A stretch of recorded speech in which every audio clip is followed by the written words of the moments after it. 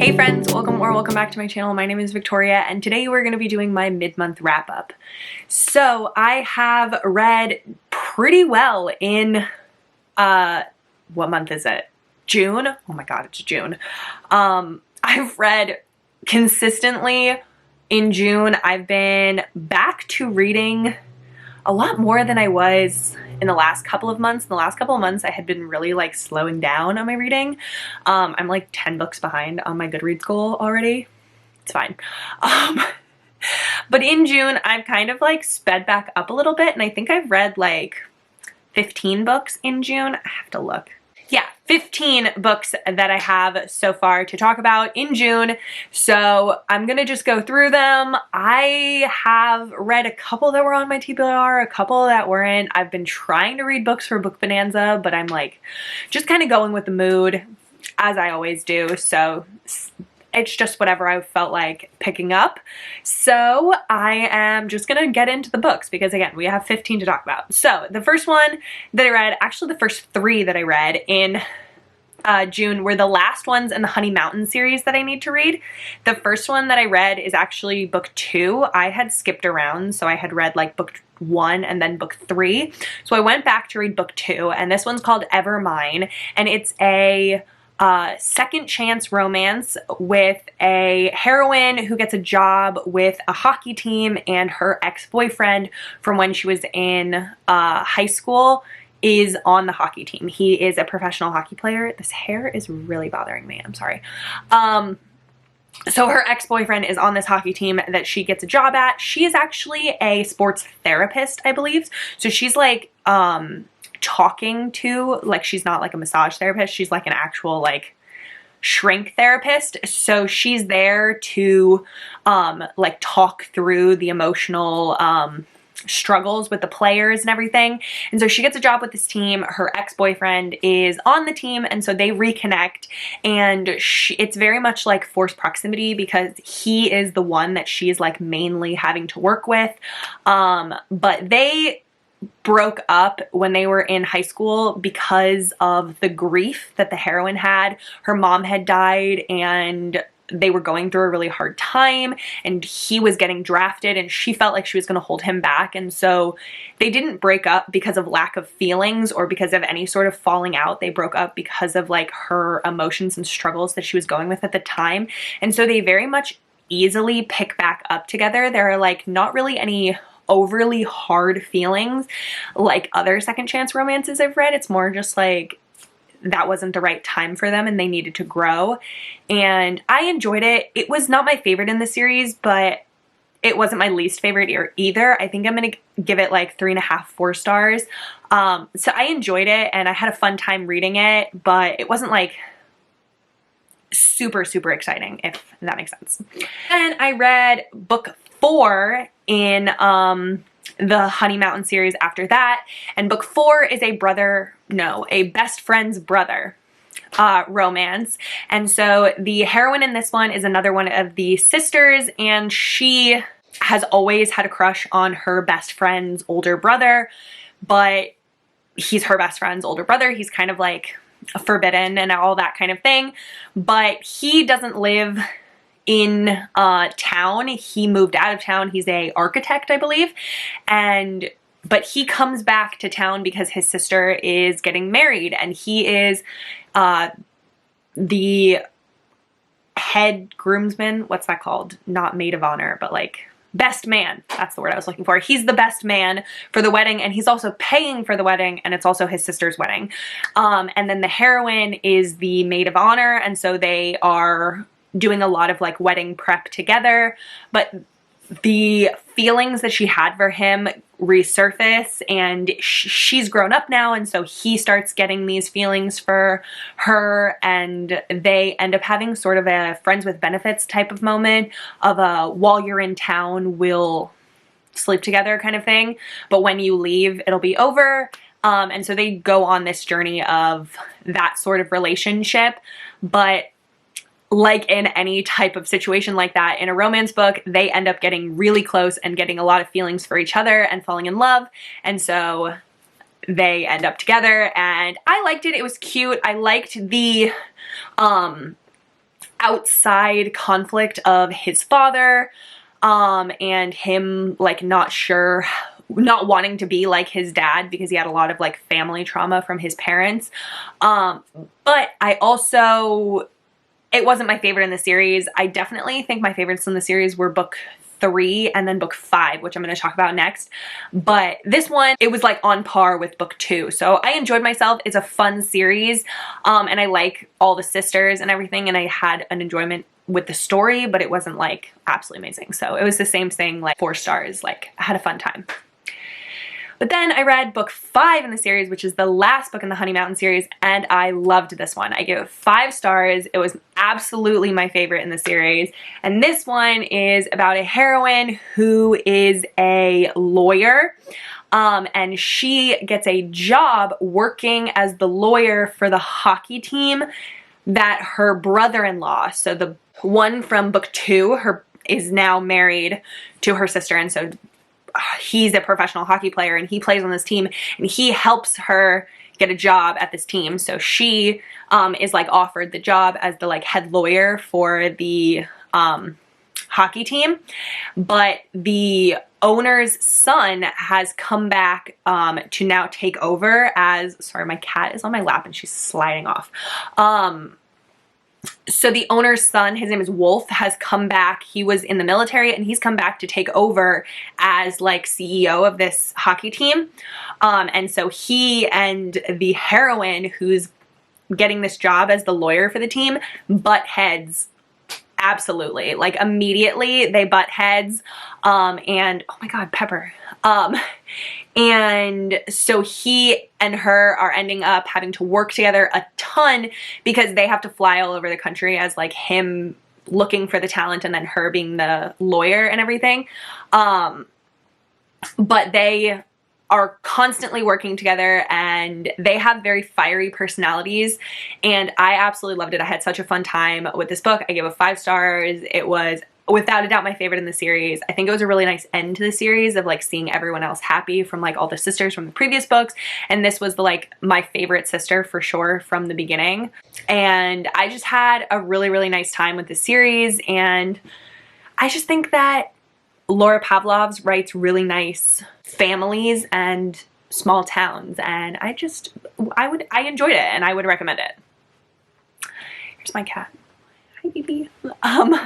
So after I finished the Honey Mountain series, I decided to pick back up the next book in the Clifton Forge series by Averie Perry. I had read book 1 and 2 last month in May, and so I picked up book 3, which is Stone Princess, and unfortunately this was definitely my least favorite in the series so far. I gave it 3 stars. It was about the girl who works as the receptionist for the mechanic shop, and she has a romance with a actor who comes to town to film a movie about what happened in like book 1 and 2. And so he ends up being her neighbor. He like buys a house next door to her, and he's this big actor, and she works at the mechanic as a receptionist, and like that's her family, is the like people in that mechanic shop. And so him making a movie about her friends really kind of like is a struggle, and she's like, you're bringing all of this shit back up, and she's not happy about that, but they end up falling in love. It was boring. I was just bored. I almost DNF'd this book, but I was like, I have the audiobook, I have to finish it. So I finished it, but it was super boring and it didn't live up to the other books in the series. Like it wasn't as exciting. Then I read Crimson River by Averie Perry. The audiobook for this one came out early, so I did read it like before release day because the audiobook dropped early. And I absolutely love this one. This is book 5 in the Eden series by Averie Perry. This is my favorite Averie Perry series. It's like her most newest one. And this was a more romantic suspense one than some of the other previous books in the series, but I loved it. So this one's about Lila, and she owns the coffee shop Eden Coffee in the town, and she is like a really hard worker and is constantly at work, and her family is like, you need to take a day off. You need to like, you have not taken a day off in 6 months. And so her sister comes in and is like, I'll watch the shop, you go and go on a hike or something. And so she goes on a hike, and she ends up seeing this guy at a river who chokes her, who like attacks her and chokes her, and then lets her go and runs away. And so she then goes back to the town and she files a police report and all this stuff. And then this man shows up who is a cop. His name is Vance, and he is a police officer from a different state, and he comes to Quincy because of her police report, and he says that the man that choked her, he thinks that it is a man who he's been tracking for like years, and that he is like wanted by the police and all this stuff for a very bad crime. And so I'm sorry if you can hear it, my cat is playing in an Amazon box. But he goes searching in the woods to try and find the man who choked her, and Vance and Lila end up getting closer, and I thought that the suspense element of this book was so interesting. I'm usually really, really good at like picking up like secrets and figuring out who's who in suspense. I was blindsided in this book. I had no idea with the direction it was going to go. I thought it was so intriguing, and I had such a good time reading it.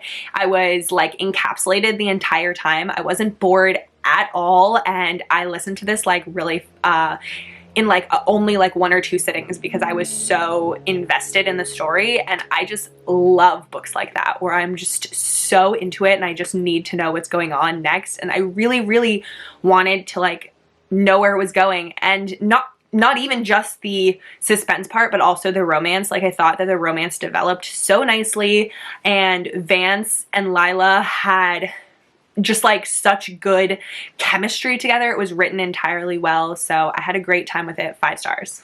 Then I read One Timer by Tegan Hunter. This is the next book in her Carolina Comet series. It's book 3. This one is Surprise Pregnancy, and I did know that going into it. And Surprise Pregnancy can sometimes be difficult for me because I get really annoyed at the heroines, or usually like heroines' family and like friends, because a lot of times in surprise pregnancy romances, the heroes get blamed for everything, where it's like, this is your fault that she's pregnant, or this is your fault that I'm pregnant, and you need to like take care of everything. You are consenting adults. There are 2 people there. It takes 2 people to make a baby. It is not just the hero's fault. It also really pisses me off when the heroine like gets really angry at the hero for the way that he reacts when he needs time to process. She like doesn't give him time to process, and like you're not in a relationship. He needs time to process, and he might say, so I like get the heroine's anger, but I also think that she needs to like understand that he needs a moment to process. And so like in this book, the heroine did a decently good job of understanding that the hero needed time, and like that it wasn't his fault and everything, but all of her friends and family were like so angry at him and like attacked him and beat him up. And I was like, what are you doing? This is not his fault. The heroine was consenting adult. She knew that this is a possible repercussion of having sex with a stranger. Like, what are you doing? And so it really bugged me that way. Also, the heroine took 3 days to even be able to say the words that she was pregnant, to like tell her sister that she was pregnant, and to like wrap her own head around it. And yet when the hero didn't respond exactly how she wanted him to in 5 minutes, she got super angry, and I was like, that's so stupid. So I enjoyed the way that half of this book went. Like, there were certain parts of it that I was really, really enjoying and have a really, really good time with, and then there were other parts that I like absolutely couldn't stand. So it was definitely like 3 stars-ish. I was just frustrated so often that I was just the enjoyment parts of it didn't like outweigh the parts that I like couldn't stand. After that, I needed some, I really am sorry, this hair is really pissing me off. After that, I needed some novellas just to like clear my palette, and so I read Temp by Jessica Kane. This is like a 40-page novella. It's very, very spicy. It's Jessica Kane. And it was a heroine who gets a temp job at her father's rival company in order to like steal secrets from them, but then she falls in love with the CEO of the company, and it was okay. I mean, it was exactly what it was supposed to be. It was exactly what I thought it was going to be. It's Jessica Kane. It was fine. Then I read Plain Love by Averie Kingston. This was a recommendation from Averie from Ava's romance books. This one she said was the hero was a wheelchair user, and so I wanted to read it. And it's a novella about a heroine who is flying to her brother's wedding in Scotland, and she sits next to this guy on the plane who's the hero, and he is a wheelchair user, and she doesn't realize that while they're on the plane because he gets onto the plane first and he doesn't have his wheelchair with him, and she just thinks he's an asshole because like he's on the aisle seat and he like doesn't get up when she has to go to the bathroom, or like doesn't get up in order to like let her get past, but he's a wheelchair user so he can't get up, but she doesn't know that, and so she just thinks he's an asshole. But they start talking to each other, and they realize that he realizes that they're going to the same place, and so then they run into each other again at the wedding, and she finds out that he is in a wheelchair, and they have a romance, and it was pretty cute. I give it 3.5 stars. I thought it was fun, or 4 stars. I thought it was very cute. After that, I read Broken Whispers, which was another recommendation that I got from Averie, and this is book 2 in the Perfectly Imperfect series. It's a mafia series where each of the books, one of the characters has some sort of disability or deformity or something like that, and so this one is book 2, and the hero in this one has he's a scarred hero. He has a really big scar, and I think he has like an eye patch because he's like blind in one eye or something because of the scar, and so he like covers his one of his eyes, and it's a single dad romance, which I didn't realize before reading it. So it's a mafia one where they have an arranged marriage, and it's an age gap arranged marriage, so he is a lot older than the heroine, but they have a really nice arranged marriage, and she finds out that he is actually a father, and so he is really, really sweet with his daughter, which I really liked, and it was a really, really sweet book. I really enjoyed it. I gave it 4.5 stars. After that, I read Noble Prince, which is the next book in the Clifton Forge series, and this one is my favorite in the series so far. I give it 5 stars. It is the twin sister of the previous book that I had read in the Clifton Forge series, the one that I didn't really like. The heroine in that book has a twin sister who's introduced in that book, and this is the twin sisters romance with the sheriff of the town, and it's a full forced proximity because she is in witness protection basically, or like he is protecting her from the danger that she's in. I can't really say a lot about what the danger is because you absolutely need to read these books in order. They will not make sense, and so everything's like kind of a spoiler, but the heroine is being held by the police chief in his house in order to protect him, and so she's like nobody knows where she is except for the police chief, but they're living together, and they're together for like ages because she's not allowed to leave the house because she's under his protection, and they end up falling in love, and I really, really loved this book. I thought it was great. Then I read King of Wrath by Anna Huang, which I also really loved. I gave it 4.5 stars. This one is the first book in her Kings of Sin series. This is my favorite Anna Huang book that I've read so far. Twisted Love was previously my favorite, but this one overtook Twisted Love. And this one is the heroine's father blackmails the hero into marrying his daughter, but the heroine, has no idea about all of this, and so she just thinks that it's like an arranged marriage, and she always knew that she was going to have an arranged marriage, but the heroine and the hero end up falling in love, but then the heroine finds out what the hero is doing to take down her father, and she gets really angry at him, and it was very good. I did get elements of Twisted Love, so there were things about Twisted Love that I thought were very similar to this book, just the way that the plot went, but I did like this one a lot, and I thought it was very, very good. I really liked the hero. The heroine also was very strong, and I had a really, really good time reading this book and would definitely recommend it. I already started book 2. Then I read, without a doubt, what's going to be my favorite book of this month and is definitely probably going to end up on my favorite books of the year list. That is Reckless by Elsie Silver. This book is my favorite in this Chestnut Spring series by Elsie Silver. I loved this book, which is saying a lot because it's surprise pregnancy. I was shocked how much I loved this book. I almost didn't even read it because there's a trigger warning in the beginning. I was listening to the audiobook and it talks about infertility and miscarriage, and so I almost didn't read the book, but I'm so glad I did because I absolutely loved this book. The heroine in this book, her name is Winter, and I have wanted her book since I read Flawless, and there was something about her in Flawless that I knew I was going to love her, and I did. She was amazing. One of my favorite heroines that I've read in a long time. She was so misunderstood, and everyone just thought she was such an asshole, and I loved her, and she was just like, they didn't see the things that she does in order to like help other people, and she just comes across as like such a bitch, and those are always my favorite heroines. I always like the bitchy heroines. I always relate to the bitchy heroines, and I really loved her. Theo was so good, such a good hero. They balanced each other out so well. It really gave me like the same sort of relationship dynamic that like Riona Griffin and Raylan have from Broken Vow, which is one of my favorite books. That kind of like sweetheart hero with the bitchy heroine who has a secret soft side, where it's like everything gets kind of balanced out, and he helps her let her walls down and like become more open with other people and like let more people in to see her secret soft side. I just absolutely loved their dynamic. This surprise pregnancy was one of my favorites that I have ever read.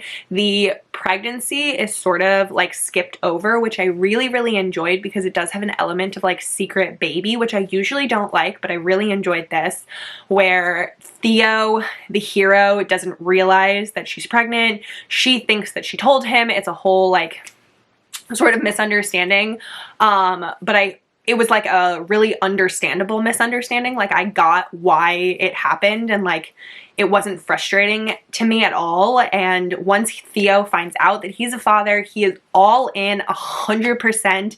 And the three of them with their daughter, or the two of them with their daughter, and the three of them together as a family was just so sweet to read about. And I absolutely loved this book so freaking much. It's definitely my favorite in the series. Overtook Heartless. I still love Heartless. That was still 5 stars, but this one was just hit me where it needed to, and I adored this book. Then I DNF'd, actually. The next book that I have, it was actually a DNF, and that is Haunting Adeline by H.T. Carlton. This book was boring. I know people talk about how like stupid dark this book is and all this crazy stuff. I was expecting it to be like so crazy. I got 40% into this book and I was so bored. And like, yeah, there were a couple of things where it was like a shock factor of like all that kind of thing. Like, it's a stalker romance, but I knew that going in, and I expected all these dark elements, but there were only like a couple of scenes that were like super like shock factor dark, and then the rest of the scenes were useless and boring, and I just did not care. I didn't care. And so like I was 40% and I had so much left of this book, and I felt like I'd read forever, and I just could not stand it. And it was too long and not enough, you know? I mean, like, I don't know if that's just a me problem, that I'm just like desensitized to all the like darkness, but like nothing happened. I was so bored.